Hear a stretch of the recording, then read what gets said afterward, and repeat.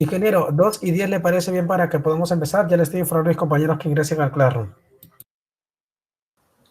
Sí, yo estoy ya pendiente, apenas, lo que pasa es que son muy pocos. Sí, sí, ya le estoy informando que ya entren ya. Listo, listo. Listo.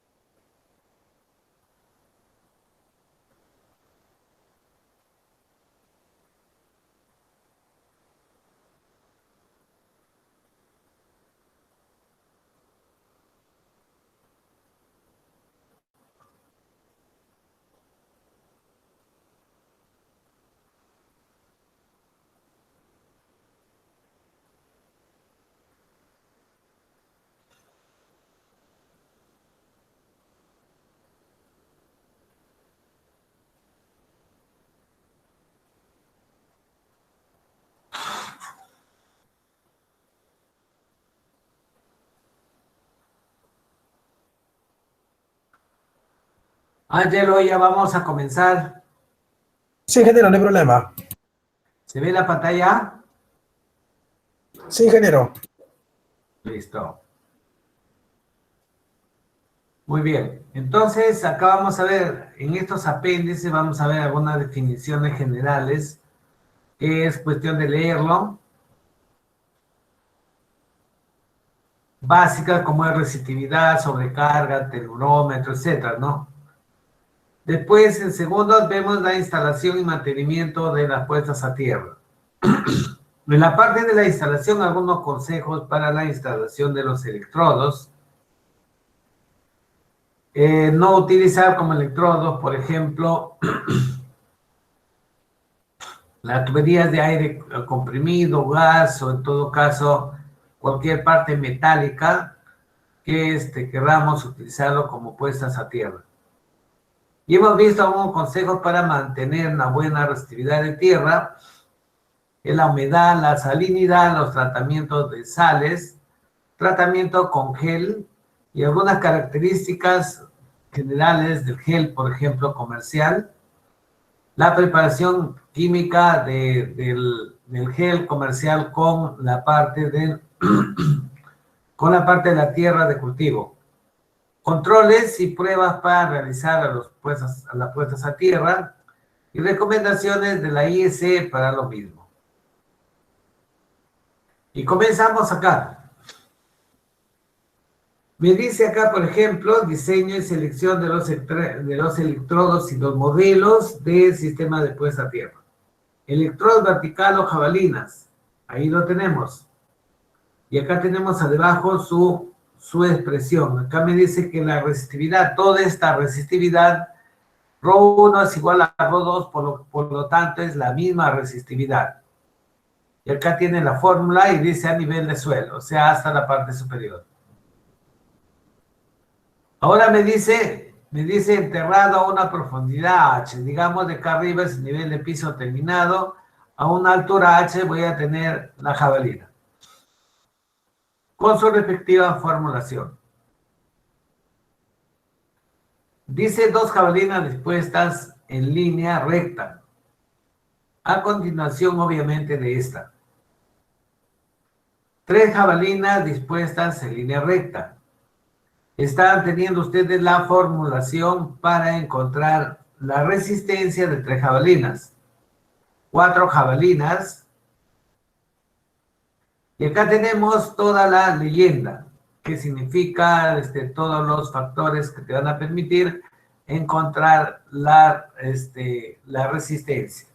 Y acá en la parte final tenemos la resistividad equivalente cuando vamos a trabajar con, por ejemplo, en este caso, con 2 capas.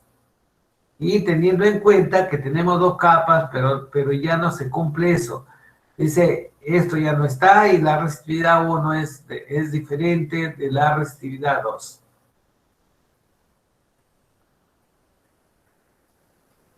Tenemos jabalinas dispuestas en anillo. Jabalinas hacia abajo, 2,40 m, dispuestas en anillo. Su formulación está acá y su leyenda también. Electrodos horizontales, a los cuales también se le denomina contrapesos.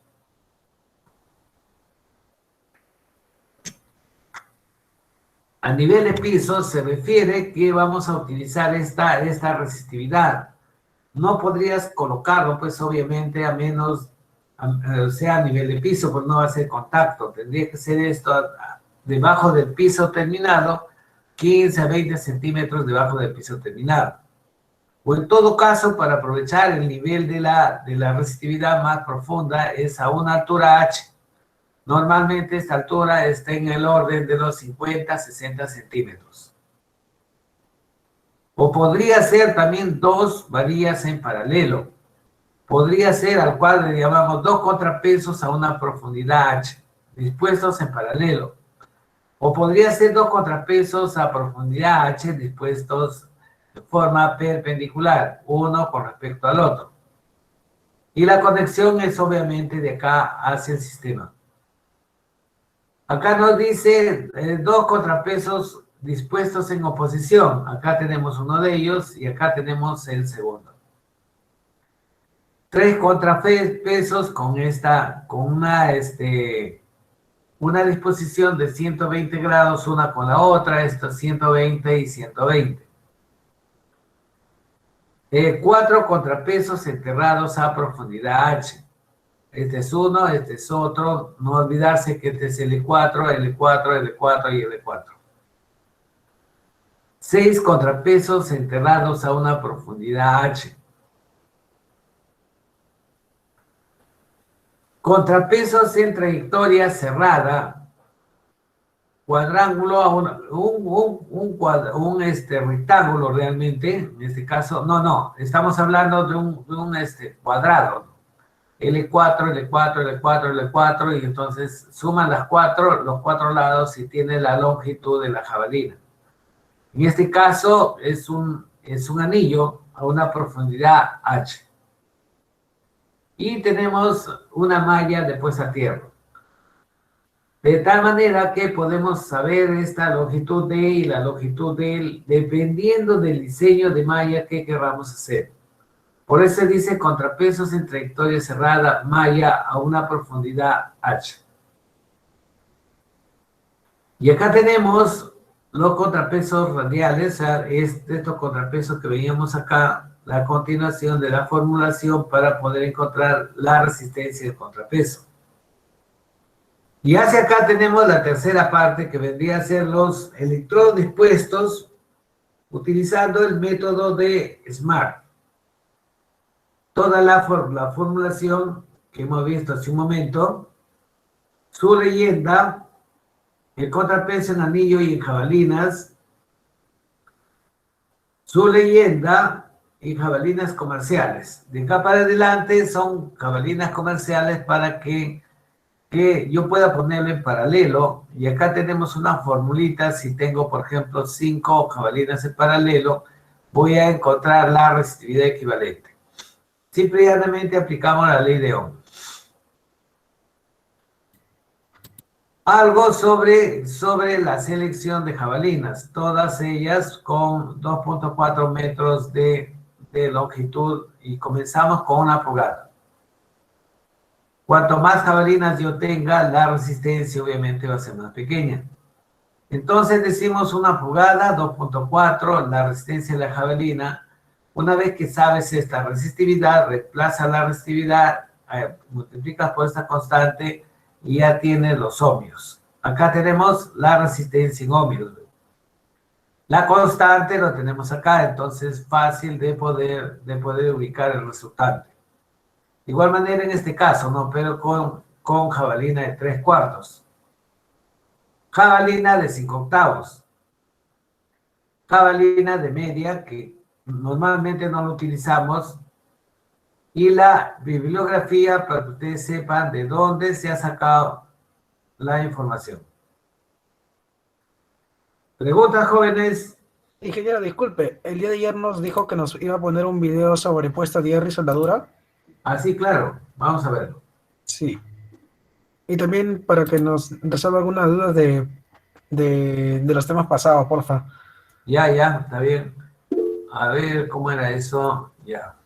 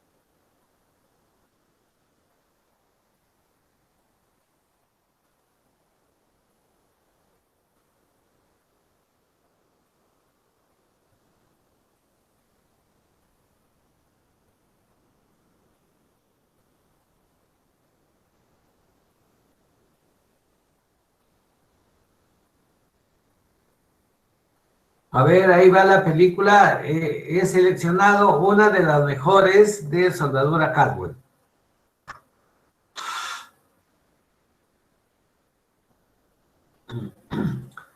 ¿Se ve la película?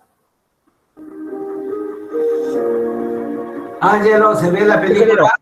Sí, sí se puede ver. Ya.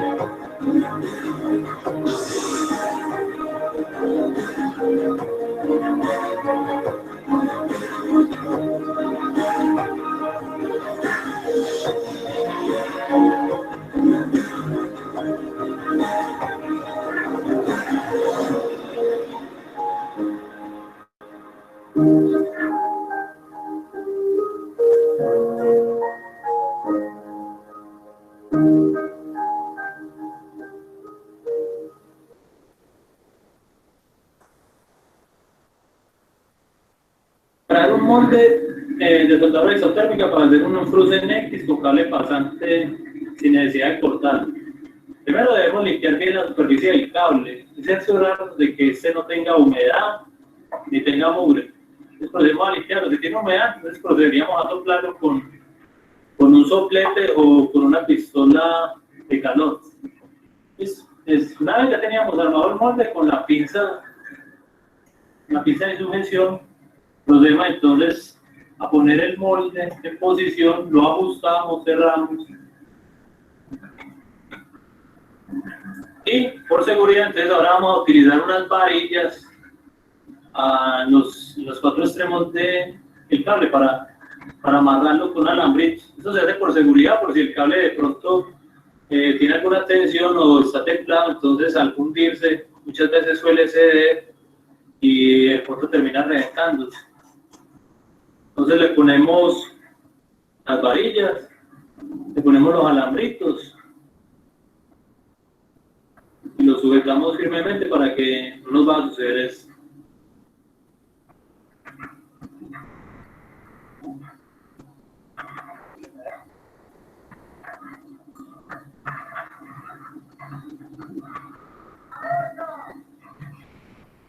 Listo, una vez que lo hayamos amarrado y lo hayamos puesto ya en posición, entonces procedemos a ponerle la monedita que trae la soldadura isotérmica en el molde para que la soldadura quede encima. Entonces ahora le vamos a depositar la moneda en la parte superior.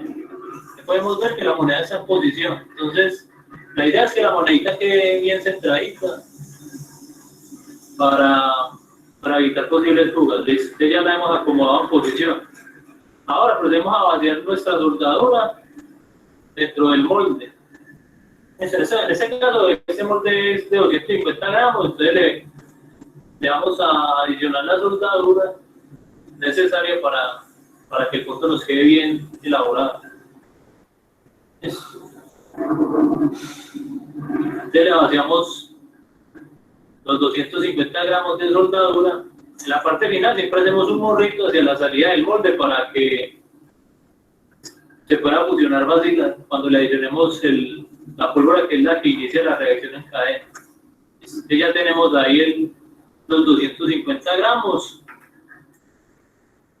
Ahora entonces, para proceder con la ignición, le ponemos unos 2 fosforitos en la entrada. Nosotros lo que hacen es aumentar la reacción cuando son encendidos, entonces alcanzan el punto de fusión para prender la pólvora. Y la pólvora, cuando se enciende la soldadura. Es una reacción exotérmica. Entonces ahora le adicionamos la pólvora que trae la soldadura. Le adicionamos que cubra el fósforo y que cubra parte de toda la soldadura. ¿Listo? Le estamos adicionando la pólvora para empezar la reacción en cadena.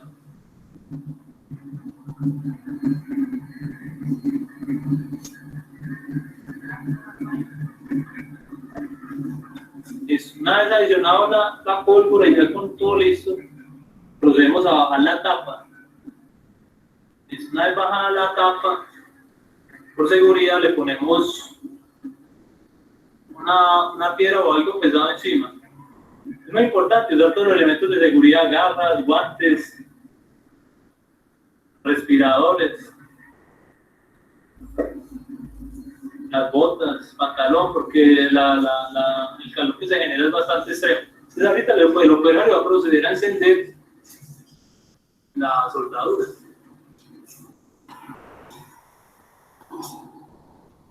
Listo. Ahí ya se dio la reacción. Entonces vamos a esperar 10 segundos. A esperar que enfríe un poquito para proceder a quitar el molde. Listo. Espera que todavía está caliente. Ahora procedemos a quitar. Listo. Yo creo que podemos ir quitando, levantando el molde para que no se nos vaya a pegar con la soldadura. Ahora sí, ya tenemos nuestro punto de soldadura isotérmico bien elaborado. Listo. Eso es todo.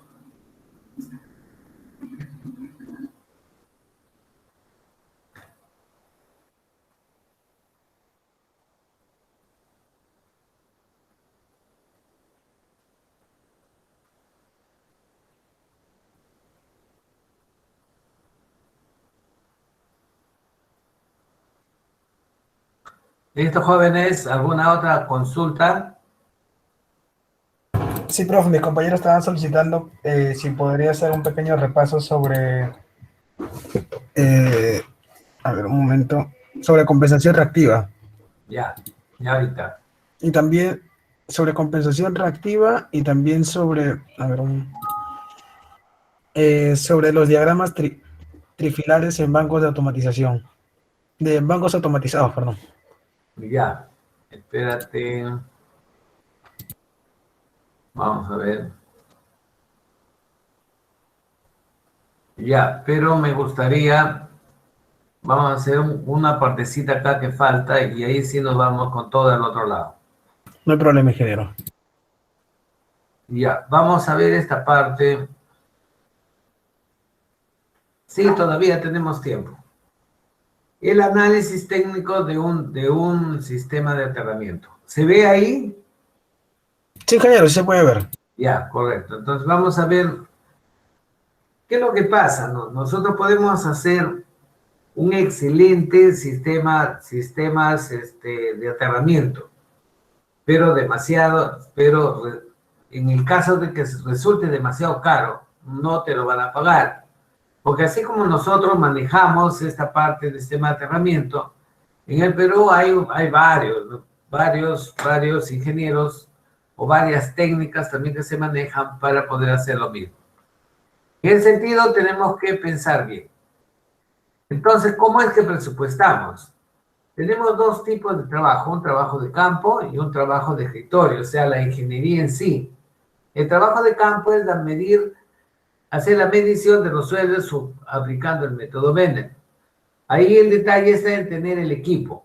Hay equipos que cuestan $10,000, otros que cuestan $1,000, otros que cuestan $3,000, dependiendo del equipo. Ese es lo primero que tenemos que ir al campo y levantar la estratificación de los suelos, o sea, las capas que vamos a ver ahora. Después pasamos a la medida del pozo de tierra. O sea, aplicamos cualquiera de los métodos que tenemos ahí y vemos cómo es que nos ha quedado finalmente el pozo de tierra. Claro está que acá en el campo hay que hacer una medida previa a la puesta a tierra. No vamos a esperar que el civil o el personal ya concluya con el sistema de puesta a tierra sin antes, a medio hacer, ya se puede ir probando. Los trabajos de ingeniería que tienes que hacer en el escritorio es el análisis de los datos de campo para hacer el proyecto.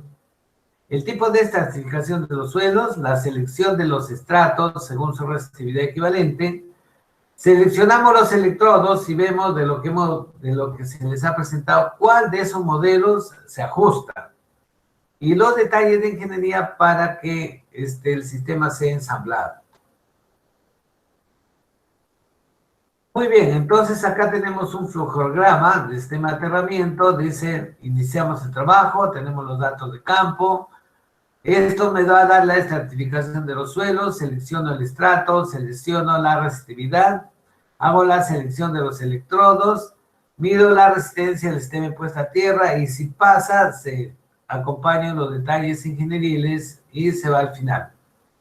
¿Qué pasa si la resistencia no está dentro del margen? Hacemos una modificación del proyecto, podríamos modificar los electrodos o tendríamos que ir a tomar los datos de campo nuevamente.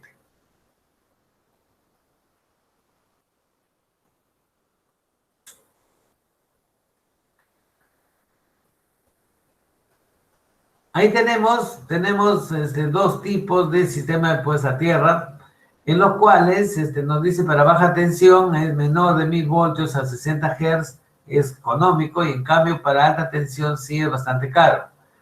¿Por qué? Porque en baja tensión no vamos a hacer análisis de tensión de toque y tensión de paso, en cambio en media tensión vamos a tener que cumplir con ese requisito. Cuando hablamos de un análisis técnico de un sistema de puesta a tierra, estamos diciendo que la resistencia sea menor de 10 ohmios, aunque la parte ideal debe ser 0. En segundo lugar, estaremos diciendo, ¿no?, que la ubicación de la puesta a tierra es la adecuada de tal manera que no me suban los costos en lo que vendría a ser, movimiento de tierras. Acá tenemos un óptimo análisis técnico para encontrar una muy baja resistencia de puesta a tierra. Hacemos una selección óptima de la estratificación, hacemos un mejoramiento y tratamiento químico de los suelos con bentonita, hacemos una óptima selección de los electrodos, y finalmente tenemos una opción de realizar el mantenimiento según un programa calendarizado. Resultado de todo eso, vamos a tener una resistencia muy baja. Estamos hablando menos de 5 ohmios. Por otro lado, los trabajos de campo significa, por ejemplo, medidas de los suelos, medidas del pozo a tierra, acá en el procedimiento y en la parte de recepción y control, y trabajos de obras civiles, 250. Por lo tanto, mira, el trabajo de campo tiene que ser valorizado más o menos en $630. Trabajo de escritorio, análisis, 150, selección y todo esto, $50. Y teníamos un total de 200. Por lo tanto, si hacemos el análisis de esos materiales que se van a utilizar, no la varilla, disculpen, acá no debe ser copper, debe ser cobre electrolítico. Y todo el listado de partes que es necesario utilizar en la puesta a tierra, lo cual conlleva gastar $462. Si unimos todos los costos, más o menos, fíjense, un sistema de puesta a tierra menor de 5 ohmios te está saliendo $1,677. Claro que acá hemos hecho todos los costos, tanto de campo, trabajos de escritorio y los materiales que vamos a utilizar. Pero el trabajo de campo y trabajo de escritorio pueden bajar el costo, pero no más abajo de $1,000. Luego, como resumen técnico, podemos hablar, cuando hacemos un análisis óptimo técnico, tenemos una resistencia de muy bajo valor, y el costo obviamente es elevado. Cuando hacemos un análisis medio, la resistencia tiene una resistencia media, y por lo tanto el proyecto decimos que es moderado. Y cuando hacemos un mínimo análisis, vamos a tener un costo bajo del proyecto, aunque el valor de la resistencia sea un poco elevado. Ya tenemos algunas conclusiones. Y ahora sí, nos vamos a la parte. ¿Qué nos falta? Nos falta esta parte, ustedes ya tienen, les he mandado esta información. Nos falta esta parte, ¿ven? Es interesante, está toda la normatividad y la razón, y cómo vamos a hacer las mediciones del pozo a tierra, y cómo vamos a tener unas hojas de cálculo para poder hacer nuestro trabajo. Acá tenemos la soldadura Cadwell. Ahí está la maquinita y todos los modelos al cual puedes llegar utilizando soldadura Cadwell. Fíjense, la soldadura Cadwell no es otra cosa que hacer una soldadura con los productos que ustedes ya han visto. Acá tenemos otro también para que ustedes lo puedan visualizar, un poquito más completo y complejo. Ahí tienen la metodología, cómo se hace la soldadura.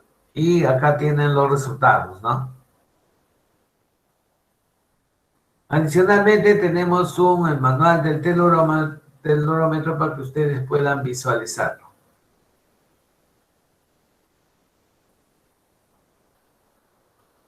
Vamos a ver primero compensación reactiva. ¿Qué parte de compensación reactiva desean?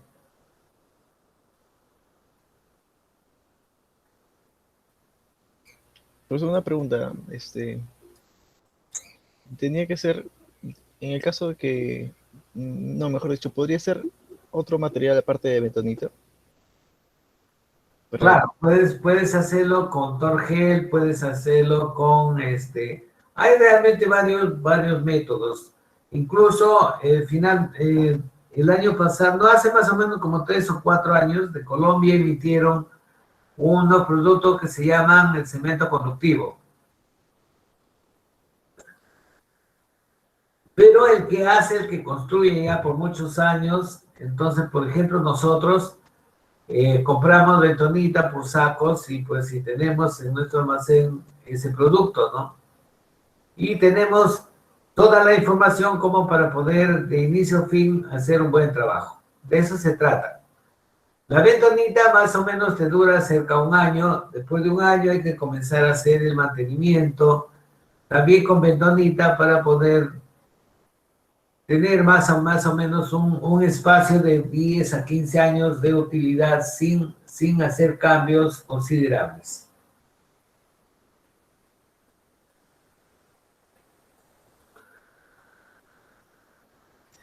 Gracias, profesor. Muy bien. Vayamos al problema. Les decía toda esa parte muy básica para que ustedes puedan repasarlo. Y vamos al problema. Seguramente ahí tenemos el problema.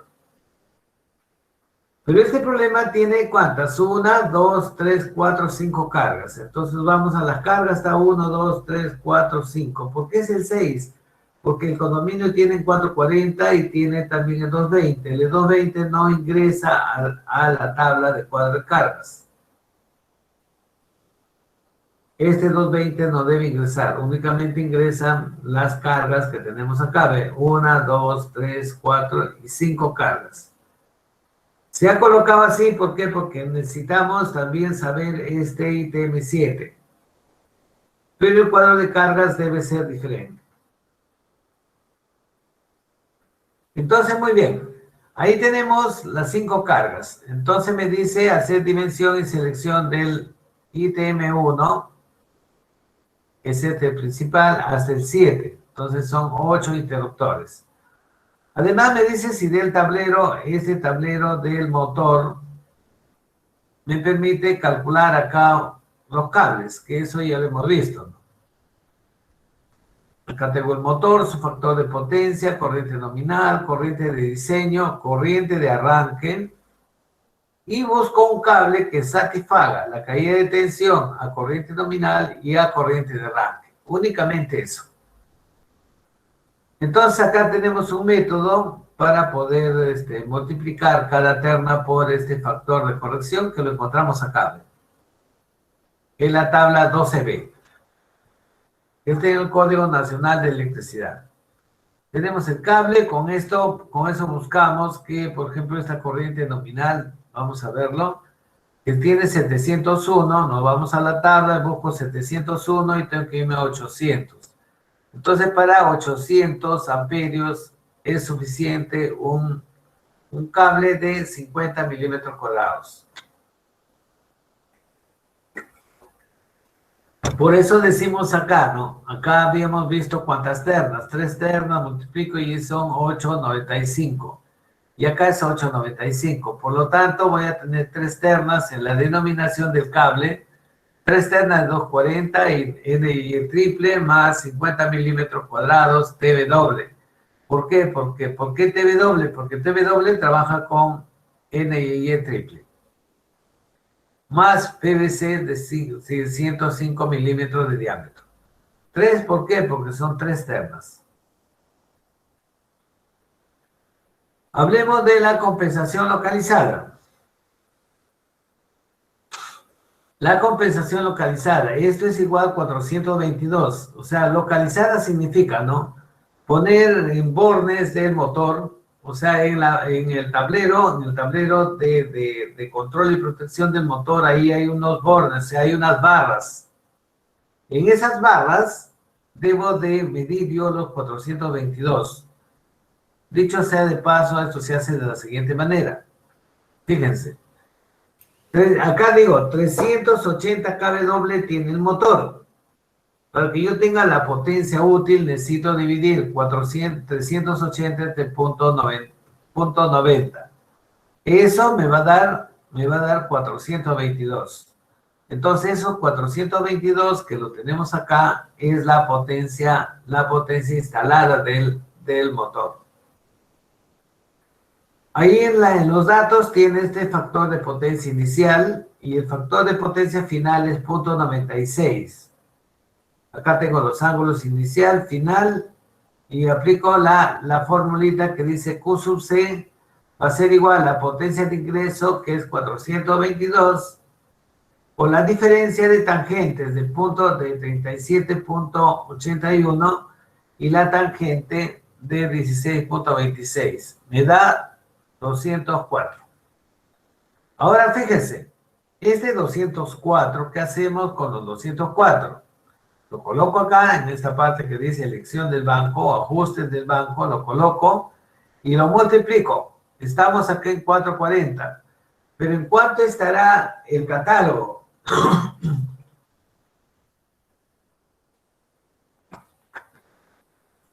Si lo revisamos, al final está.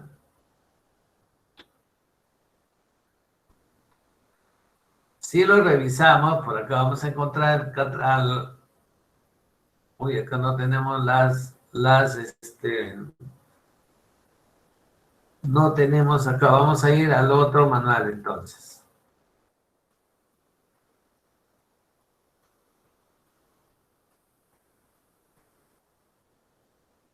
Vamos a ver.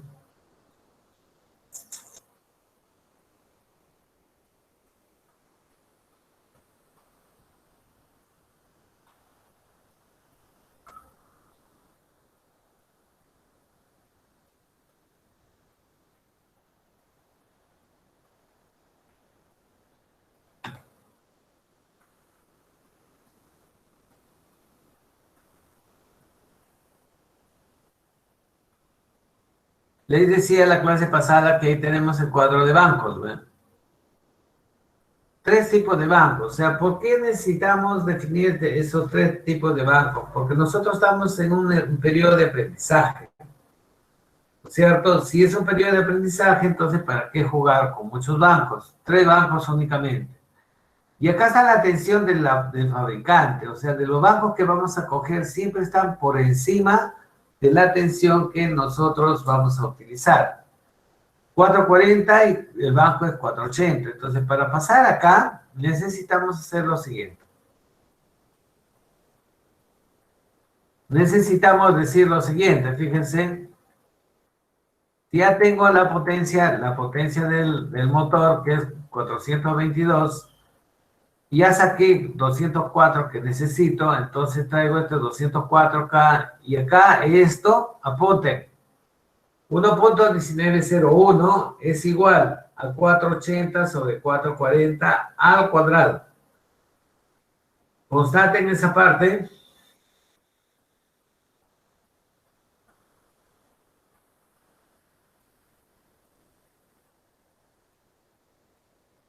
¿Qué fue? Sí, profesor, sí sale. Listo. Entonces, ¿por qué? Porque de 240 tenemos que ir a 480. ¿Eso qué significa? Un condensador más grande. Entonces acá comenzamos a probar, ¿no? Decimos, a ver, ¿cuántos bancos me convienen? Tengo de 30, tengo de 15 y tengo de 10. Cojo de 30, 1, 2, 8 bancos. 8 por 3, 24, 240. A 243 no importa. Nos estaría sobrando 3 cabal. Entonces acá, una vez que tengo estos 240, lo llevo acá. Perdón, acá. Y le digo, no, como tú eres 480, ahora tienes que ir a 440. Y entonces acá digo, 240 por punto 8403 debe ser igual a 440 entre 480 al cuadrado.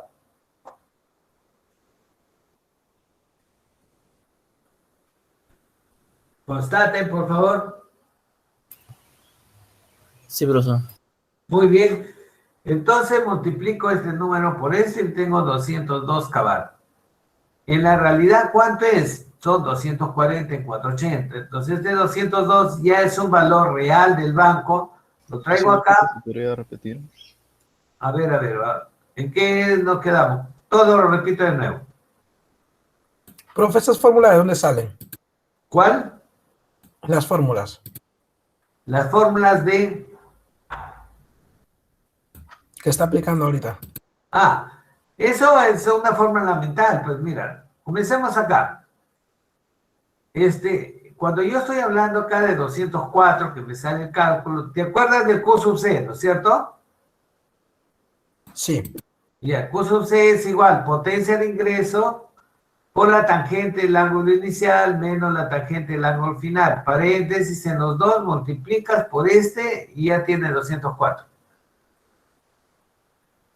Muy bien, si tienes 204, entonces este 204 lo llevo acá. Y digo, no, mi banco va a ser 204, pero está en 440.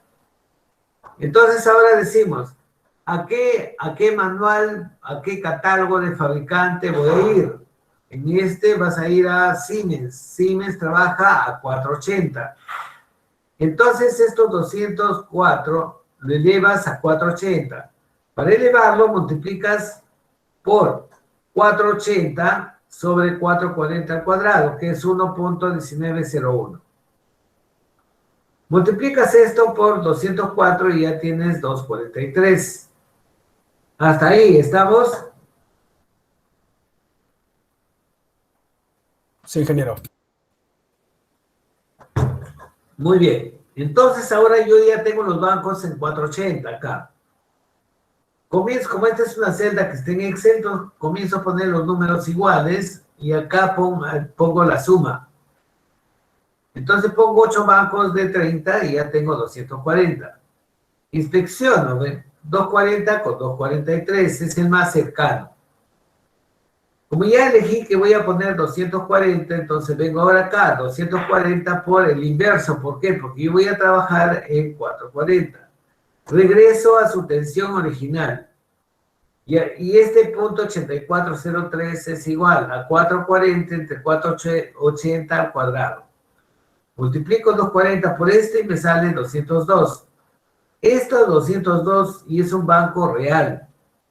Lo pongo acá y de acá comienzo a calcular la corriente de diseño, el cable, la capacidad del cable la corriente de diseño del interruptor, elijo el interruptor y ya lo tenemos. A ver, dígame, joven.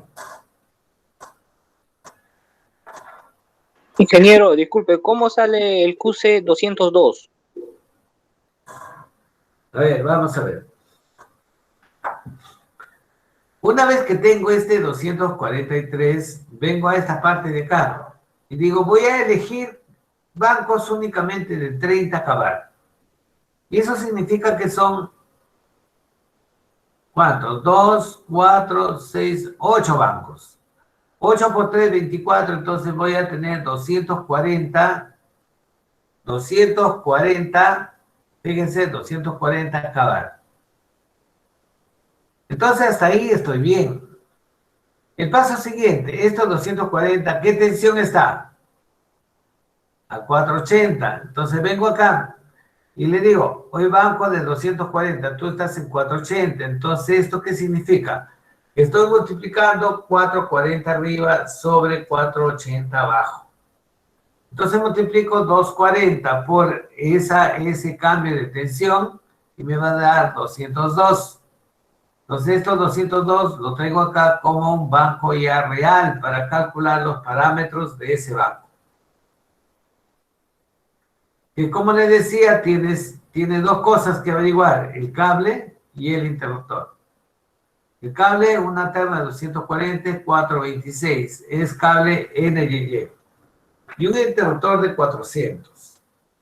Entonces, bajamos y decimos, como esa es la situación, ¿y por qué acá calculo un solo banco?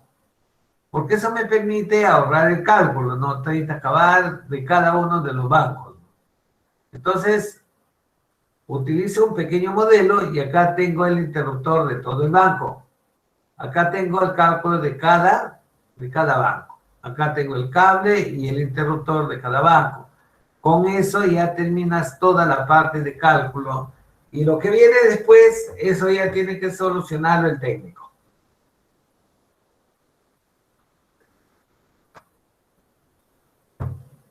Ahora sí.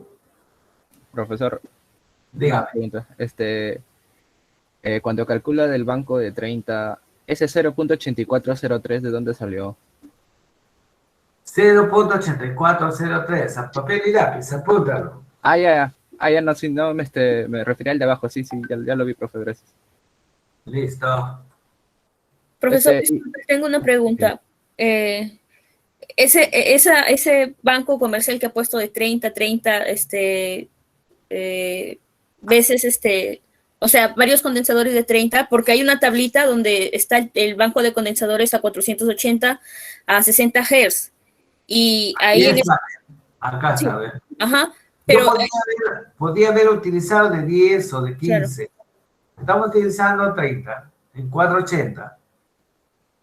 Ya, profesor. Porque lo que pasa es que parece que en un material también utilizaba condensadores de 90. No sé si es en ese mismo material, en otro ejercicio utilizaba condensadores de 90 y yo no entendía por qué, de dónde salía el 90, porque ahí en la tablita hasta máximo hay 30.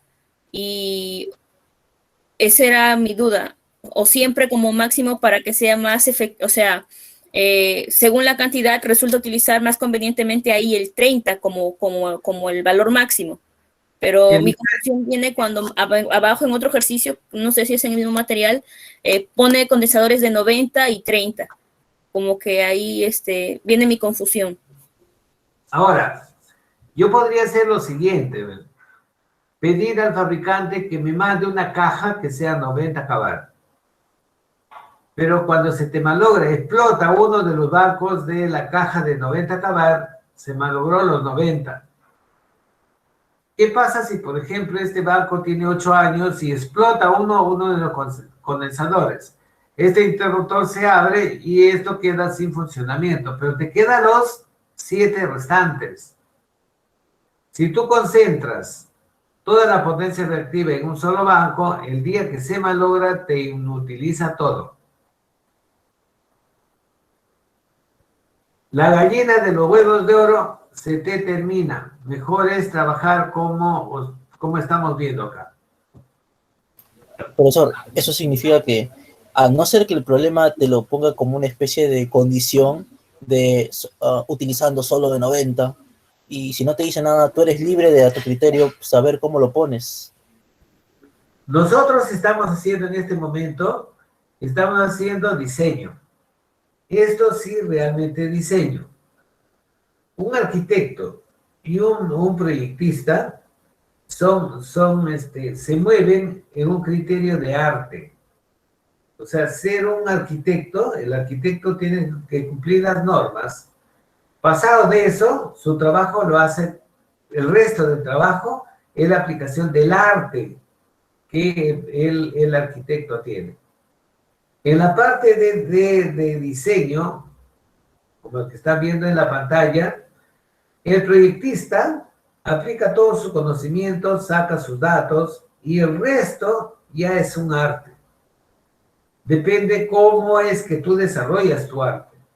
Con un software, con una hoja de cálculo, de repente tienes algún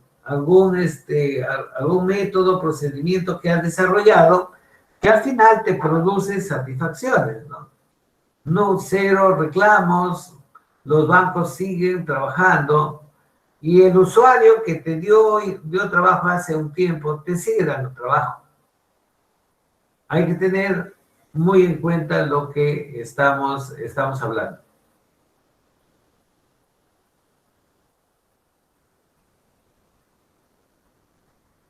Acá, por ejemplo, nosotros podríamos tener un banco de 240. Sí hay bancos de 240. Creo que en la parte final lo tenemos. Por acá vamos a ver, por ejemplo, bancos de 480, 75 caballos. No tenemos más, aunque hay otras marcas que sí te dan los bancos hasta el valor que tú deseas. A ver, ¿algo más? Profesor, justamente este Sí, profe. problema aparece en el problema 2 que utiliza banco de condensadores de 60 y 90. Ya, vamos al siguiente entonces. Pero si hay alguna pregunta sobre estos bancos, sería bueno que lo pregunten. Profe, tengo una consulta. Usted ha dicho que el banco estaba trabajando en 440, ¿no? Y lo pasó a 480 para encontrarle un banco de condensadores. Y En después el lo catálogo. regresó. En Claro, el en el catálogo. catálogo. Pero en vez de 480, ¿se puede escoger otro de, por ejemplo, como está en el catálogo de 380 o de 525? ¿O hay algún problema ahí? Es decir, ¿no? Nosotros en este catálogo que tenemos acá, tenemos, por ejemplo, nuestra atención es 440, por lo tanto, 380 no funciona. Si tú colocas 3 bancos en 440, se van a reventar, o sea, al día siguiente ya explotan por la sobretensión. Si yo coloco 525 en 440, nunca voy a tener 525 voltios en baja tensión. O sea, ¿qué debo cubrir cuando yo trabajo en 440? 440 es la tensión mal valorada en lo que se refiere baja tensión en nuestro país. Normalmente se trabaja con tensiones de vacío. Y la tensión de vacío es 460, no es 440. Pero para cumplir la norma, pues yo no le puedo decir, mira, esta tensión no se utiliza y el código se ha equivocado. O sea, no puedo ir por ese camino. Tengo que utilizar terminología que está en el código. Si el código dice 440, bueno, eso es. Si te dice 220, también ese es. Y te dice 380, también. Cuando vayas a trabajar, ninguna de esas tensiones son prácticas ni reales en campo. Si es 220, vas a tener 230. Si es 380, vas a tener 400. Si es 440, vas a tener 460. No quería utilizar eso, pero si yo, por ejemplo, acá tengo estos condensadores, los voy a hacer trabajar con 440, 480 ya es un pico extremo, ¿no? Entonces, que le ponga bancos de 525, ¿qué significa? Significa poner bancos de un 25 o 30% más de capacidad, más grandes, para trabajarlo con una tensión que es 440, que no sería económico.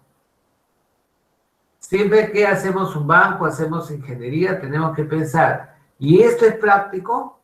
¿Y es económico? ¿Y el dueño quedará satisfecho? Porque ¿cuándo queda el dueño satisfecho? Cuando paga menos, ¿no? Cuando la plata el cheque que da al concesionario por energía va reduciendo. Y es más, cuando tú haces un banco, le dices al dueño, ¿no? Tu cuenta va a ser cero, no vas a pagar nada.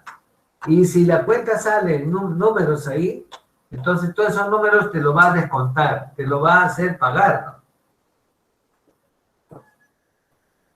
Es igual, por ejemplo, si me contratan para hacer este tipo de trabajo, por ejemplo, ¿no? Y yo determinar este cable, y le digo al dueño, son 3 ternas de 240, imagínate que comienza a calentar y llega a 70, 80 grados de temperatura. Entonces, eso no puede ser. Si no lo cambias, con el tiempo, a 2, 3 meses, va a reventar, va a haber un cortocircuito, va a haber paralización de producción, más los daños encima, mano de obra, todo que tienes que pagar como proyectista. Entonces, no es cosa, no, ya cuando tú trabajas, no es cosa de sacar números, no. Por eso cuando ustedes van a dar un examen, tienen que sacar el número necesario, no cualquier número. Y por eso es que lo más resaltante en este tipo de selección de cables y de bancos es que si me tienes que dar 3 ternas de 240, tiene que ser 3 ternas de 240. Ni más ni menos. Tiene que ser ese cable. Y si te equivocaste, obviamente que tienes que pagar tu cable. Si son $20,000, bueno, la ley es así, ¿no? Una falla ya a nivel profesional cuesta y tienes que pagarlo. Algo adicional sobre los bancos? El banco localizado. Profesor, tenía una duda con respecto a los cuadros anteriores. Más arriba hay unos cuadros, lo que es el cálculo del transformador.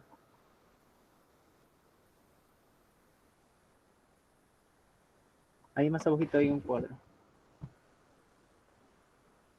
No lo llegó a poner, porque hay unos cuadros donde pone el factor de ampliación para el cálculo del transformador. A ver, vamos a ver, por acá debe estar.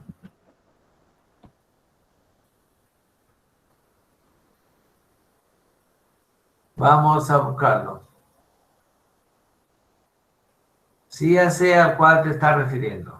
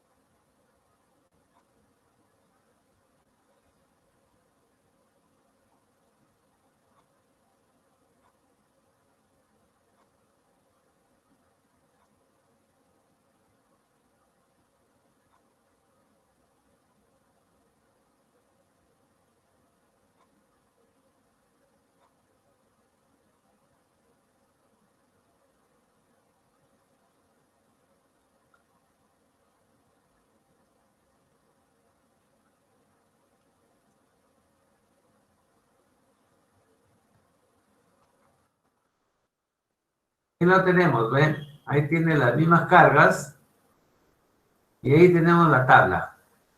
Ahora sí. Sí, profesor, con respecto a los cuadros de cargas de 400 voltios, más abajo creo que hay unas cargas. Ah, claro, eso es el factor de ampliación, profesor, ahí que está. ¿Cómo lo obtengo? Ah, ya, este factor de ampliación es sencillo, mira. ¿Cómo tú eliges un factor de ampliación? ¿Qué significa ampliación? Porque te voy a hablar así en pequeño. tú tienes un terreno de 160 metros que la mamita o el papá lo ha comprado con mucho sacrificio, bueno, y han construido pues una casa así muy sencilla, ¿no? Entonces ya tú eres ingeniero y deciden botar la construcción y hacer una construcción nueva. Entonces, inicialmente, pues hace el primer piso, segundo, tercer piso. Entonces, conversa con el papá y le dice, bueno, papá, ¿cómo va a ser esta cuestión, no? Entonces, supone que son 4 hermanos. Entonces, el papá dice, bueno, yo quisiera que mis 4 hijos tengan su parte acá en esta casa. Y a ti, porque tú eres el que estás comandando, 3 hijos, para ti va a ser la primera planta, para Pepe acá, y se acabó el asunto. Entonces, haces el diseño. Inicialmente piensas en el primer piso. Entonces defines todo para el primer piso, pero conversando nuevamente con el jefe, el padre, entonces dice, no hijo, ya hay que proyectarlo ya para los 4 pisos. ¿Qué significa eso? Que tienes que poner un factor que inicialmente sea 1 y puedas atender a un piso y que finalmente abarque los 4. Eso significa factor de ampliación. En una empresa, ¿qué significa el factor de ampliación? En una empresa significa que tú haces todo para que la empresa funcione, sin pensar la ampliación. Pero como ya tienes experiencia, entonces hablas con el dueño, le dices, mira, ve, y el terreno al frente, ¿qué vas a hacer? Ahí voy a hacer otra plantita más pequeña. Y le vas sacando la información y te vas a dar cuenta que en un tiempo corto, digamos 3, 4 años, el propietario va a ampliar su fábrica. Entonces, si va a ampliar, el transformador que tú buscas debe contener esa energía que el dueño está pensando todavía. A eso se llama factor de ampliación. Porcentaje a futuro. Profesor, porque encontré que en otro problema también el factor de ampliación era 1.1 o 1.2 y eso me dificultaba diferenciar qué factor podría utilizar yo para los problemas. Sí, el factor de ampliación está en función, como su nombre mismo dice, a que la planta, la casa se amplíe. Y si tú amplías los metros cuadrados útiles de esa planta, entonces ya queda definido, ¿no? Que cada metro cuadrado va a tener un consumo. Y si tú amplías, obviamente que tienes que estar pensando que la subestación tenga una ampliación determinada también. Gracias, profe. Y otra más, tenía una duda más con el factor de carga, lo que es el cálculo de potencia contratada. A potencia contratada. A ver, acá está, potencia contratada es igual al factor de simultaneidad por potencia instalada.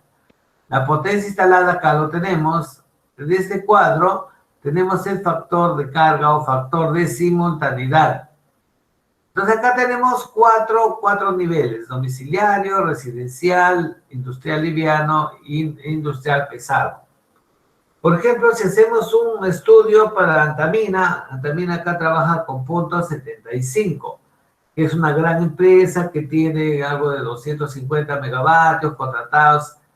Si yo voy, por ejemplo, a una empresa mediana, dependiendo del tamaño y el flujo que va a tener la empresa, puede ser de 0.5 o puede ser 0.6.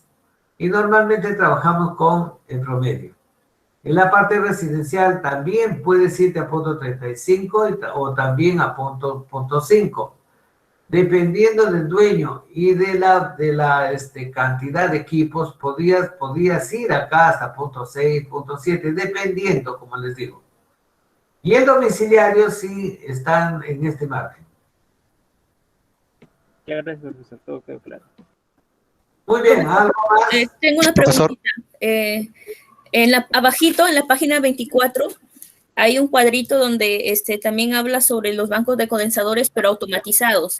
Y, por ejemplo, ahí toma bancos de 60, 90, pero ahí toma 60 y 90 porque es automatizado,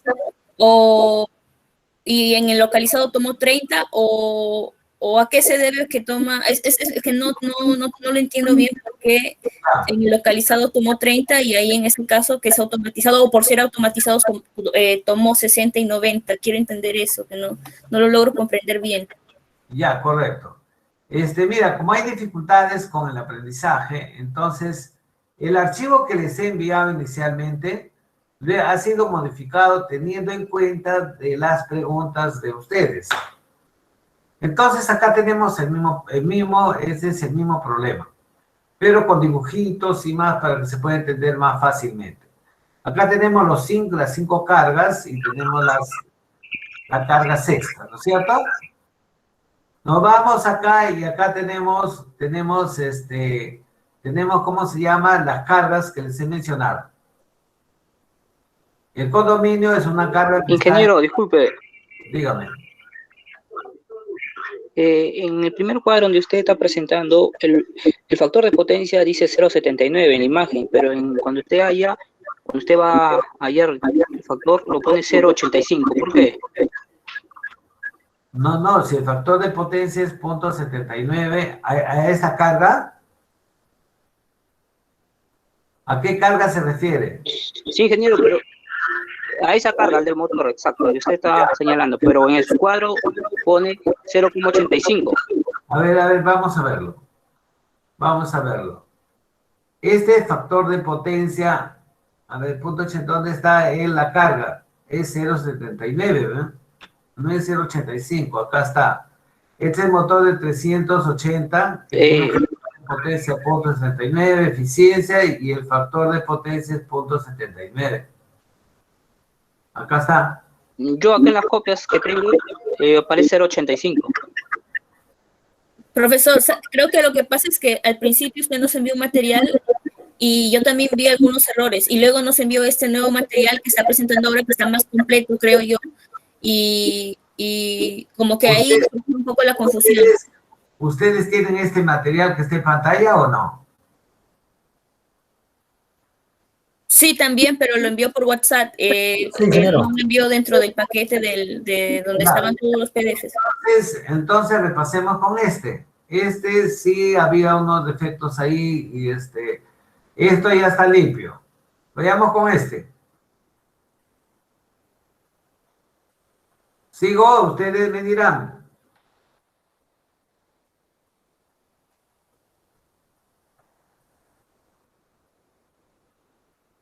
Ahí está la tabla que estamos hablando, ¿no? La potencia, acá tienes el factor de ampliación, el valor del transformador, la potencia contratada que tenemos acá. ¿Puedo seguir? O en todo caso, hagan la pregunta que quieran. Profesor, ¿el factor de demanda se calcula o es un dato? El factor de demanda, mire, la intención de poner un factor de demanda es porque la norma te dice que tú tienes que tener una máxima demanda. Ahora, sabiendo, por ejemplo, en este condominio, que son casas, y este factor de demanda podría ser, obviamente no va a ser 0.8, pero en este cálculo que estamos haciendo nosotros, no nos interesa el factor de demanda, por eso lo colocamos 0.8 promedio casi en todas las cargas. Solo que en los data centers pues, colocamos el factor de demanda 1, ¿por qué? Porque los data centers tienen un alto contenido de armónicos y eso para los cables y para los interruptores siempre ha sido un problema. Por eso es que decimos 100% de capacidad en el data center, únicamente para ese caso. Siempre nosotros vamos a trabajar con 0.8. ¿Alguna otra consulta? Profesor, en el ejercicio anterior, el número 1, el inciso número 5, ¿podría explicar, por favor? A ver, es el ejercicio 3. Fíjense el ejercicio 4, ¿en qué consiste? Ahí le hemos puesto unos dibujitos para que ustedes vean, ¿no? Vamos a calcular el banco que va a ser conectado a este motor en su tablero de distribución. Ahí ya tenemos el banco. El banco de condensadores local. Ahora, ya hemos visto cómo es el banco de condensadores local. Ahí lo tenemos. Y ahí está el cálculo del cable.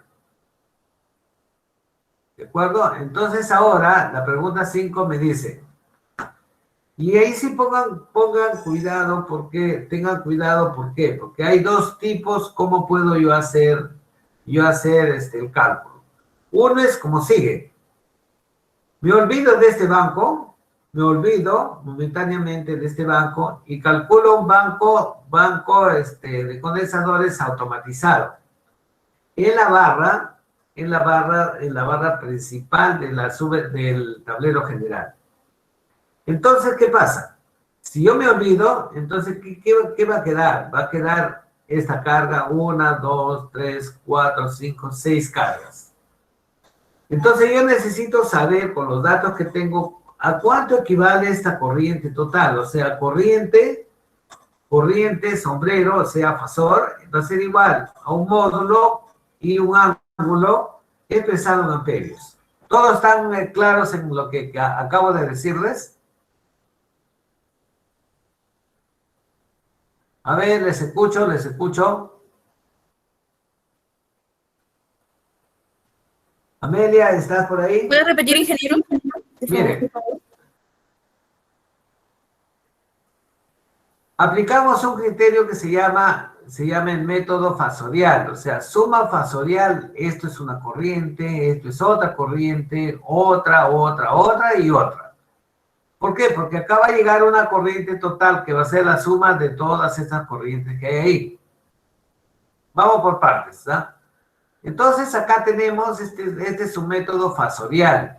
¿Cuántas cargas tenemos? 6 cargas, o 5 cargas, ¿no? A ver, vamos a revisarlo. 1, 2, 3, 4, 5, tenemos 6, ¿no?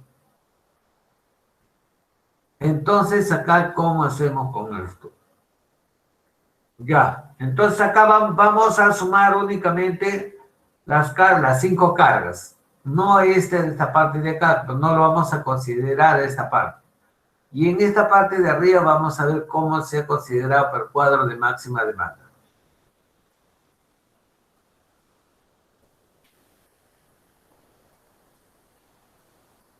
Acá tenemos los 6, pero fíjense que el condominio de 220, la carga es igual a 0. Para la máxima demanda, la potencia alada es igual a 0. ¿Por qué? Porque en 220, fíjense, el 220 está en este lado. Y 220 no está consumiendo este lado. Entonces, vamos a sacarlo esta parte, vamos a sacar el ITM2 y vamos a trabajar, 1, 2, 3, 4, 5. Está bien. Tenemos las 5 cargas. 5 cargas que vamos a desarrollar. Entonces, va a ser 1, 2, 3, 4 y 5 cargas, ¿de acuerdo? 5 corrientes. Entonces, ¿de dónde sacamos las 5 corrientes? Del cuadro de cable.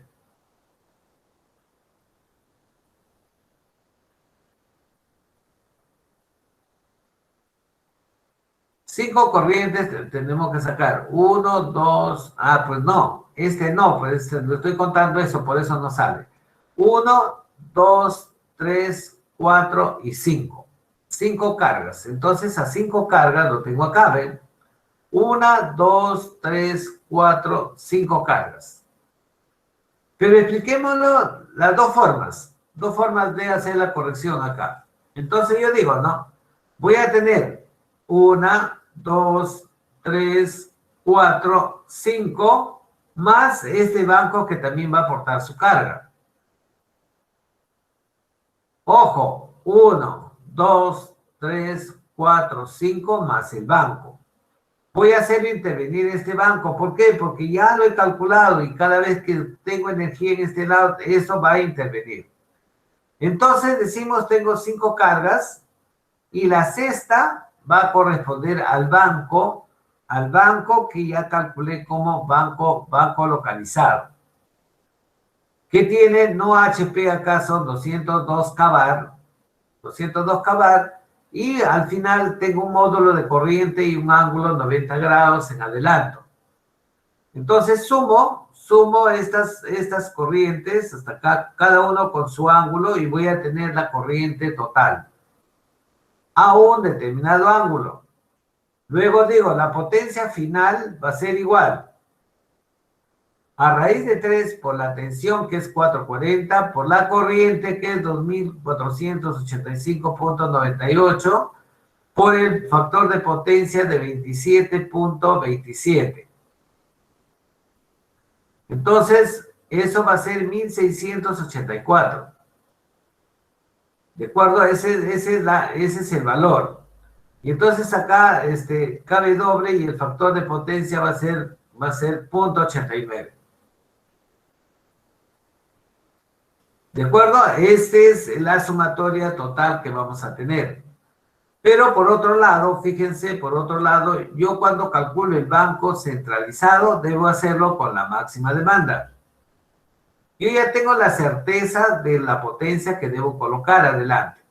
Pero estas potencias que estoy utilizando son potencias instaladas. Y yo debo trabajar con la máxima demanda. Acá tengo el cuadro y acá tengo la máxima demanda. ¿Se dan cuenta? Entonces, el método que en este momento quiero aplicar al intervenir con y sumar todas las corrientes es ir a trabajar únicamente con la potencia instalada. Entonces, acá con esta potencia me queda dos cosas. O utilizo esta carga que es la máxima demanda, o en todo caso esta potencia que tengo acá lo multiplico por 0.8 y voy a tener un valor muy próximo a 1374. A ver, multipliquen 1684. 1684.8 por 0.8 vendría a ser 1347. Cercano, ¿no? Muy cercano. Y entonces, ¿por qué sale un poco bajo? Porque pues, no es la máxima demanda. La norma me dice, calcula con la máxima demanda. Les he sumado las corrientes así porque esta es otra forma como trabajar. Entonces, vayamos por el método de utilizar la carga completa. En este caso, estamos utilizando la máxima demanda completa. Tenemos 1374. Pero no olvidarse de lo siguiente. Tenemos 1374. ¿Cuál es el ángulo? Este ángulo de acá. La intención de hacer esta sumatoria es para tener el ángulo. El ángulo es 27.13. Acá sale 27.27. Vale la pena controlarlo porque acá está con un banco. En cambio acá no tiene banco, es carga pura. Y entonces acá me sale 27.13 con un factor de potencia de 0.89. Es el ángulo. ¿A dónde debo ir? A un ángulo de 9.94, que es el punto final. Entonces opero y tengo 463. 463. Hay que tener cuidado con este valor. ¿De acuerdo? Fíjense, estamos viendo el banco automatizado. El banco que me ha salido es 463.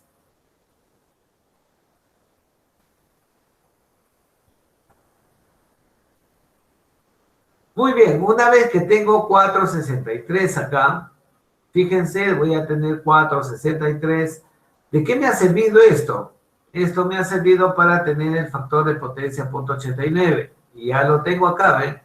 Factor de potencia 0.89. Con el banco, ¿por qué? Porque el banco no adhiere activos, únicamente me mueve el ángulo. Entonces, yo ya saqué este ángulo. Al sacar este ángulo, digo, proviene esto de 1374. Acá voy a tener un banco de 463. Hago la corrección, selecciono el banco y voy a tener 550, rectifico acá y voy a tener 462. Y con 462 hago la corrección.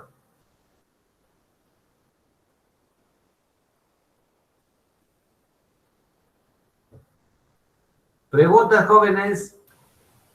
Profesor, el factor de potencia final El factor de potencia final es 0.9964. O perdón, 0.985. Este de acá, ¿ve? Sí, ¿cómo estás tú?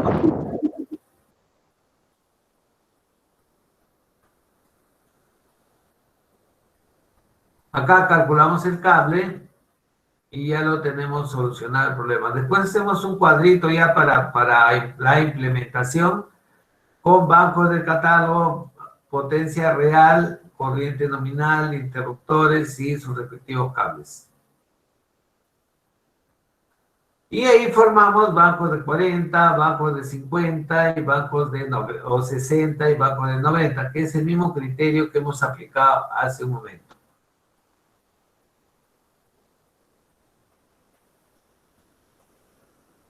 Y en este banco centralizado, tengo que, o sea, en esta compensación final tenemos que hacer lo siguiente.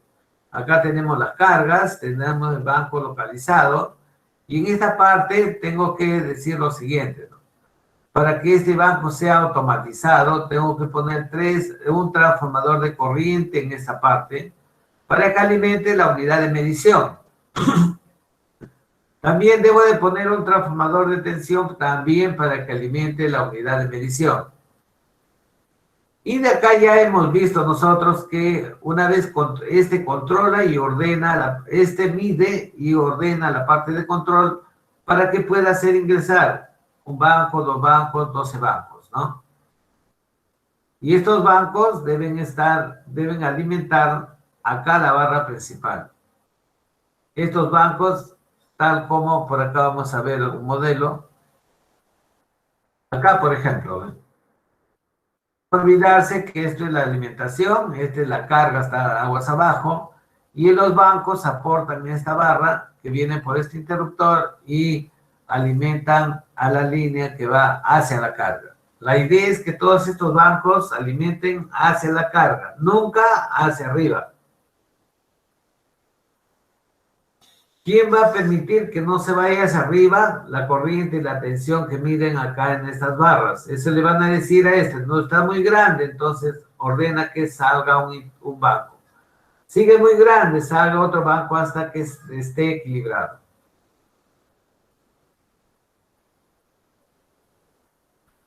Acá tenemos otro modelito de otro banco, pero en suma es lo mismo. Con más detalles, con fusibles, con un control más estricto, pero al final es lo mismo. ¿Alguna otra consulta, jóvenes?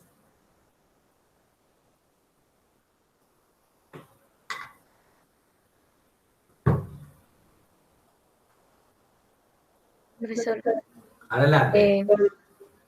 creo que mi internet se había parado un poco. A ver, ¿cómo El dice? banco de condensadores localizado y automatizado. El factor de potencia final. Ya. ¿Esto o más adelante? En las tablitas, para hallar el factor de potencia final, ¿de dónde lo sacamos? ¿De un Excel o se nos da? Ah, ya, el factor de potencia final lo sacamos de este cuadro, de la suma fasorial. Entonces digo acá, por ejemplo, ¿no? Tengo 5 cargas. Veamos en el gráfico. 1, 2, 3, 4, 5. Si sumo todas estas y le sumo el banco, ojo, esta es carga reactiva, no únicamente.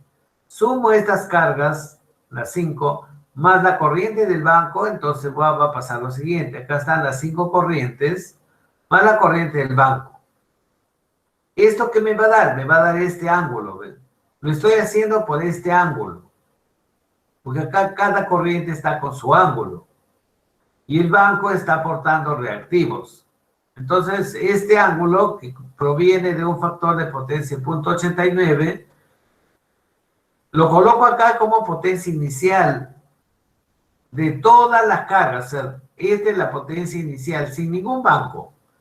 Si yo tengo, por ejemplo, estas 5 cargas únicamente con el banco localizado, no hay banco centralizado, entonces lo que va a pasar es que esto va a ser la potencia inicial con el banco localizado.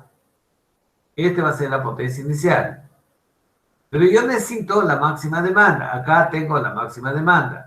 El factor de potencia de la suma de las 5 cargas más el banco me va a dar punto 89. Si yo lo saco el banco, hagan ustedes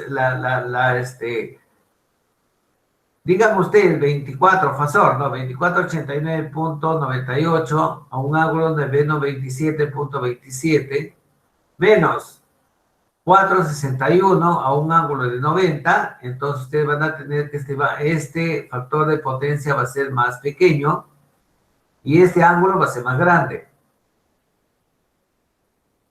Eso implica que no voy a tener este banco. Pero como ya lo tengo el banco, la única intención de poner este banco en el cálculo es bajar el ángulo del cost-phi. Nada más, es bajar el ángulo del cost-phi. Para no hacer lo siguiente. ¿Qué hubiese pasado si aplico el otro método? Me olvido de este y sumo las 5 cargas y aplico eso a este banco. Entonces voy a tener un banco grande. ¿Por qué? Porque voy a tener todas estas cargas menos esto ya lo desconecté. Entonces en ese caso yo saco el valor, por ejemplo este valor de acá, y tengo que abrir una línea para decir el banco real es 463 menos el banco localizado que es 202. Y recién tendría la potencia para poder ir a 480. Como ese método es un poco que confunde, entonces por eso que hemos hecho, ¿no? ¿Quieres este ángulo? Este ángulo lo sacas de esa sumatoria, de esto, ¿ves? ¿Quieres esta potencia? Esto debe ser máxima demanda, lo sacas del cuadro de cargas.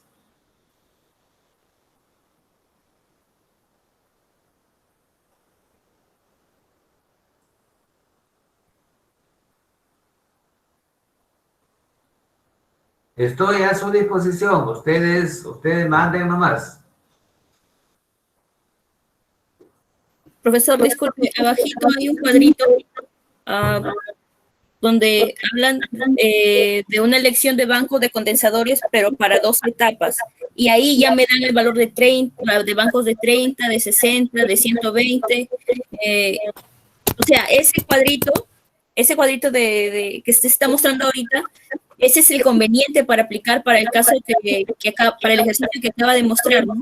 Porque si aplicamos el cuadrito anterior donde máximo era 30, entonces no resulta conveniente, saldrían muchos condensadores a aplicar, ¿no? Claro, es que hay un método que se llama la distribución cuasi sinusoidal del banco. Entonces tiene que ser así, vean la manito acá. Imaginen este 0, todo está apagado, entonces sube, y llega arriba y baja. Y nuevamente se va a llegar a 0. Eso se llama, hay que seguir más o menos la distribución de un seno, o sea, la parte positiva del seno, y ir teniendo bajos, 30, 60, 120, 60, y bajar. Esa es la finalidad. Y si se hace así, entonces el sistema resulta siendo favorecido. ¿Por qué? Porque imagínate que se prende primero entre el 30, 60, 60, 60 nuevamente, 120, 60, y ahí hay un bajón, de repente sale 120, 60, y así va jugando el banco para poder obtener en su análisis este factor de potencia. Este factor de potencia debe ser el final. 0.985, que es un ángulo de 9.94.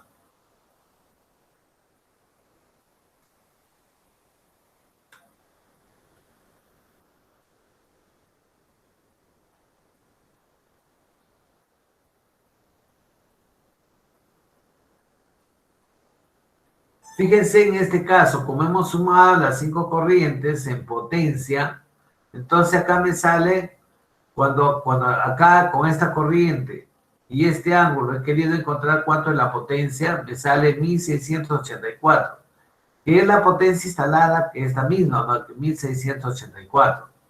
Entonces, le aplico el factor de demanda y acá debo tener 1.374, que es la máxima demanda. ¿Qué va a venir acá?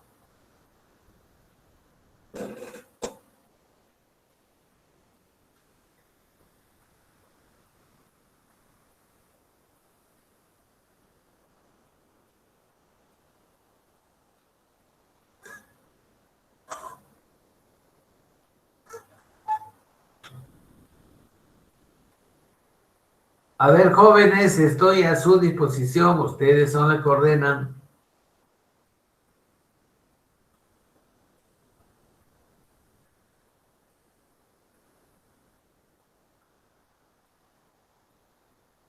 No se olviden que... Profesor, Sí, una adelante. pregunta.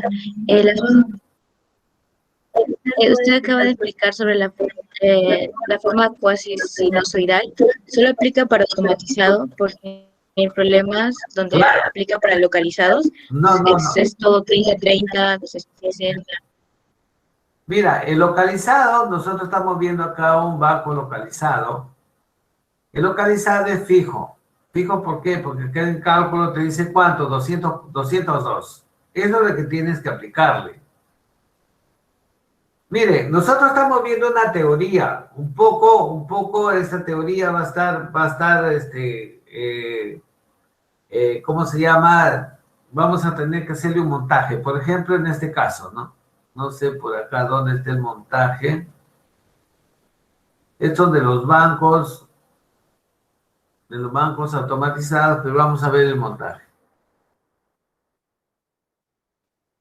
Acá está, ¿ve? Este es el montaje que tienes que hacer para el banco local. El banco local tiene su interruptor, tiene su cable y las 8 etapas que apenas prendes el motor, estas 8 etapas ingresan. Y trabajan con este motor, ¿ve? Con el motor que lo tenemos acá. Con este motor de acá. Entre las 8 etapas. Pero no estamos viendo la automatización también de este sistema. ¿Por qué? Porque si yo tengo 202 cabal y todo se apaga, todas las cargas ya no trabajan, entonces voy a estar dictando 208 cabal por acá. Y si esta es una pieza grande, entonces se hace, ¿no? Se coloca un contactor acá que cada vez que este equipo está prendido, este contactor se cierra. Y haces trabajar al banco. Si el motor se apagó, entonces este contactor se abre y pues tienes todo el banco fuera de servicio.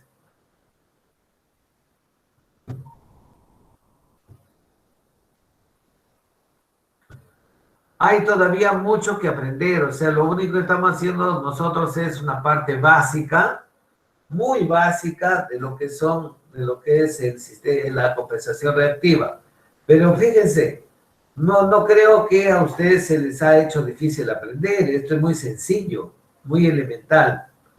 Solo que no podemos explayarnos un poco más en cuanto a modelamiento, en cuanto a manejar software para esto, porque pues realmente compensación reactiva se les hace en esta etapa un recuerdo de cómo es la compensación con circuitos reales para que ustedes ya lo vayan practicando.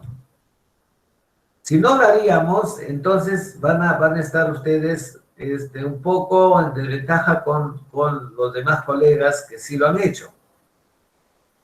Si tú, por ejemplo, si ustedes, por ejemplo, no compiten con la UNI está muy lejos de esto. La UNI tiene un estudio meramente, como les digo, analítico en circuitos para sistemas de potencia. La UNI es sistema de potencia.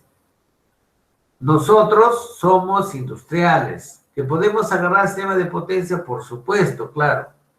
La UNI le hablas del sistema interconectado. Nosotros podemos hacer ese trabajo, pero también vemos la parte industrial. Para que la UNI pueda entrar en la parte industrial, a sus ingenieros todavía le falta madurar, tener prácticas y todo lo demás. Jóvenes, estoy a su disposición. Pregunten lo que ustedes crean conveniente. Profesor, una consulta. A ver. Para lo que es bancos localizados, el factor de potencia donde se quiere llegar es siempre 0.96 y para automatizados es 0.985, ¿verdad? Así es, para los bancos grupales también iguales 0.96. Yo tengo un grupo de motores pequeños, si quiero compensarlo, entonces el factor de potencia es 0.96. Les voy a poner un ejemplo. Si acá tengo una barra y estas cinco cargas que vemos acá, 1, 2, 3, 4, las 5, imagínense que sean motorcitos de 10 HP cada uno. 10, 10, 10, 10. Entonces, de diferente polaridad o velocidad. Entonces, sumo las 5 corrientes y encuentro la potencia para ingresar a esta formulita. Y esta fórmula que voy a tener acá, el factor de potencia inicial, lo vas a sacar de la sumatoria de corrientes. Y el final va a ser exactamente como esto. Factor de potencia final, 0.96. Profesor, ¿y por qué el de automatizados es mayor? O sea, el automatizado es así, ¿por qué? Te voy a explicar en esta parte. ¿Por qué? Acá yo ya puse, para que esto sea 0.96. Fíjate, siendo 0.96, todavía no le puedes dar nada de reactivos a los demás. Estoy en 0.96. Entonces decimos ahora, si este está 0.985, ¿por qué? Porque cuando tú haces un contrato para hacer este tipo de trabajo, el propietario te dice, ¿cuál es el beneficio que voy a tener? Y la respuesta va a ser, ¿no? El pago por reactivos va a ser igual a 0. ¿Cuándo va a ser igual a 0? Cuando el factor de potencia en esta barra tenga 0.96. ¿Por qué no vamos a 0.985? 985 para asegurarla, pues. La aseguras. Y por eso es que acá, por ejemplo, yo me dejo 2 reservas. 2 reservas, acá normalmente sí le colocamos el cable y le colocamos el interruptor. ¿Por qué? Porque, es decir, que estamos entre peruanos y los peruanos que hemos conocido en la parte industrial, raros son honrados. Digamos un 98 o 99% son muy vivos.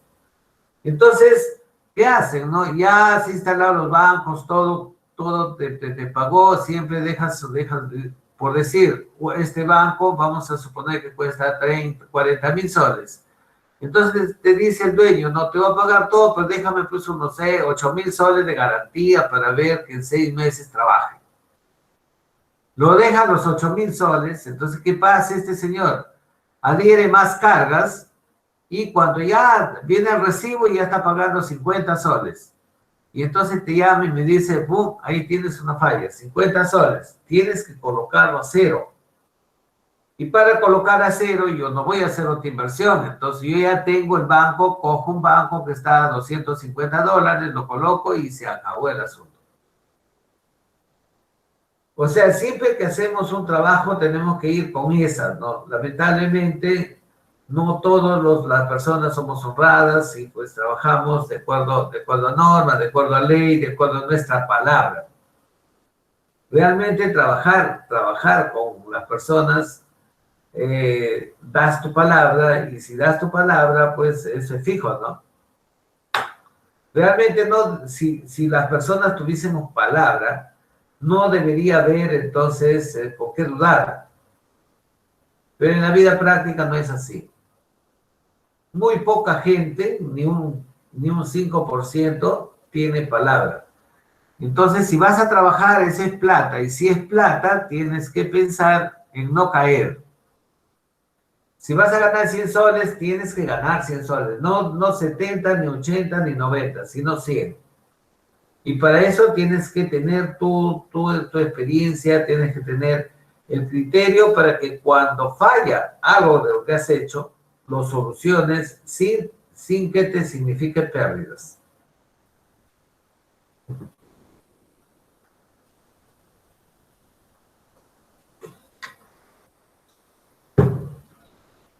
¿Algo más, jóvenes? profesor, ¿a qué se debe que los ángulos son negativos? Se debe a que, muy buena pregunta. Te voy a contestar con tus propias copias. A ver, un voluntario para la respuesta.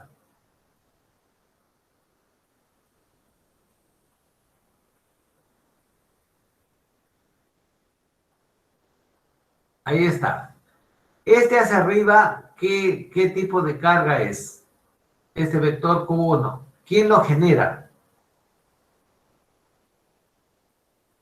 Lo genera una reactancia inductiva, una bobina. Y la bajada te genera un condensador. Entonces, si la bobina lo lleva hacia arriba, si yo tendría tensión corriente, ¿dónde estaría el ángulo? El ángulo estaría en el cuarto cuadrante, lo cual significa que es un ángulo negativo. Y si en cambio yo tendría que trabajar con un capacitor, el capacitor, y esto sería la tensión, y el ángulo, la corriente estaría acá donde dice S2, lo cual significa un ángulo positivo. ¿Quién genera que sea negativo? La reactancia, o sea, el modelo RL. R es P1 y el ángulo de la potencia reactiva está en el cuarto cuadrante.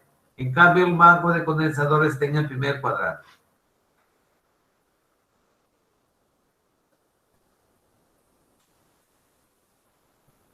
Gracias. Muy bien, jóvenes. No se olviden que el día 19, sí, ahora sí tenemos práctica. El tema va a ser bancos de condensador, o sea, compensación reactiva y cables. El día 19, prepárense para el día 19. El viernes 18 vamos a ver una parte que es manejo de curvas y problemas. Ya les voy a mandar el día de mañana los problemas, o sea, las aplicaciones que debemos saber. ¿De acuerdo? Entonces eso es para el día 18. Posiblemente el día 26, el día 25 repasamos un poco el tema de aterramiento y el día 26 ya tenemos enfrente otra práctica. Así que por favor estudien, concéntrense porque si ustedes dejan para después se vuelve muy difícil.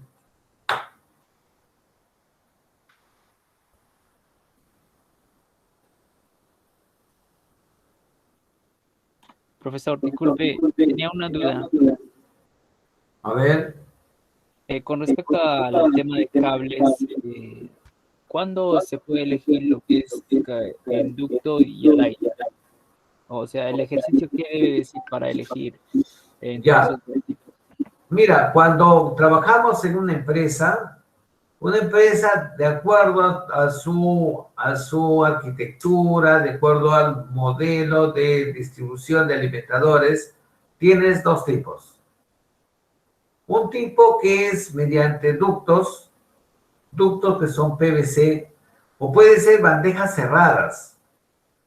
O sea, una bandeja con tapa. O sea, un cajón, un rectángulo, un hueco, que tiene tapa encima, tapa debajo, y donde ingresas lo taqueas, o sea, lo llenas, lo hermetizas y en la salida también. Entonces eso es muy similar a un ducto. Ahora, ¿para qué lo hermetizas? Para evitar que los roedores vayan por las canaletas. Los roedores cuando no tienen comida, entonces comen el PVC. ¿De acuerdo? Entonces eso sería ductos PVC o canaletas cerradas que tienen la misma consistencia, que se coge o se calcula como ducto. El otro podría ser con bandeja tipo escalera, donde obviamente el aire,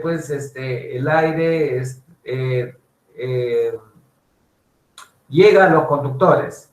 O podría ser bandeja, ¿cómo se llama esto? Bandeja lisa perforada. Les voy a mostrar algo de eso porque por acá tenemos esta parte.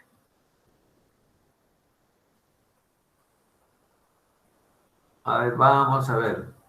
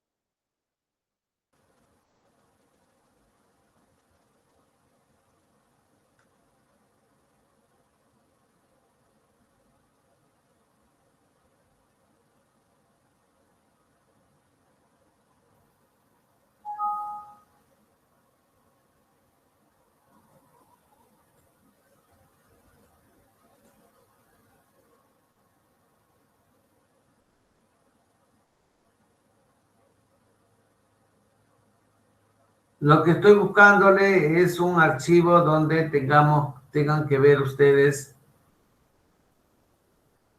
la parte de bandejas para que lo puedan interpretar.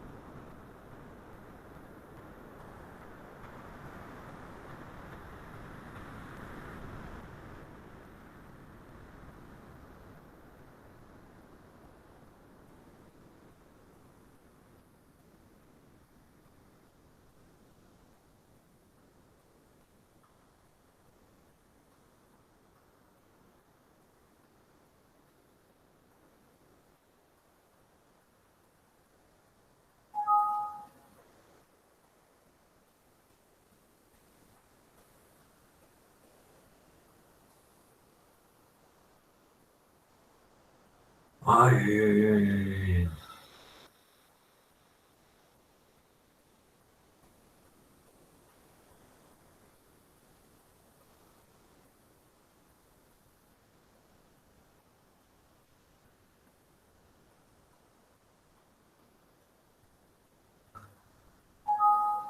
Apenas les ubico, les mando mejor por el WhatsApp. Ya está bien, profesor.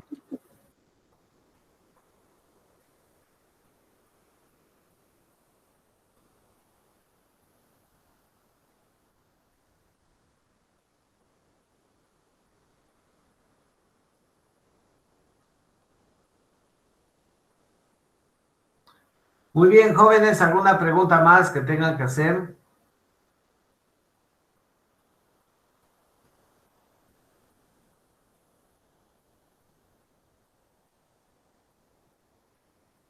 Ingeniero, aprovechando la tubería PVC se usa para enterrado aire y ducto, ¿no? Para cualquiera. Sí, puedes utilizar tubería enterrada y ducto, efectivamente. Ah, ya. Ya, A ver, ingeniero, espera. gracias. Ya, listo.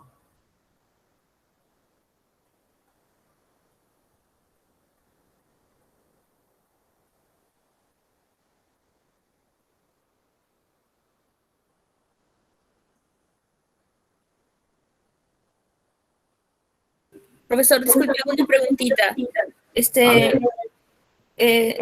En los ejercicios de cables, en dimensionamiento de cables y todo eso, está todo bien, pero en algunas soluciones, en algunos problemas, nos describen el problema y yo estuve haciendo la solución, pero luego dándome cuenta, comparando con la solución del material, en algunos ejercicios yo aplicaba ducto, pero la solución me lo daba para aire. Entonces quería preguntar si siempre tenemos que tomarlo como ducto, pero porque en el material algunos problemas estaban descritos todos de la misma manera, pero en algunos casos tomaban la solución para ducto, en algunos casos tomaban la solución para aire, y ahí es mi duda, si para el examen siempre vamos a tener que tomar para ducto, o en el enunciado nos dirán tómalo para aire o para ducto. En el examen vamos a hacer el desarrollo para se le va a indicar para qué tipo de instalación va a ser. Ya, profesor. Se le va a decir si son ductos o qué tipo de instalación, o son subterráneos, se le va a indicar. Ok, profesor. Gracias. Listo.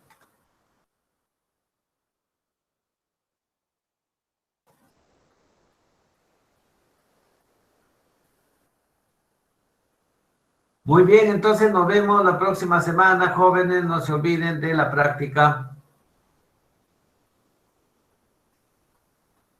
Listo, profe, hasta la próxima semana. Listo, hasta la otra semana. Muy bien. Cuídese, ingeniero. De igual manera.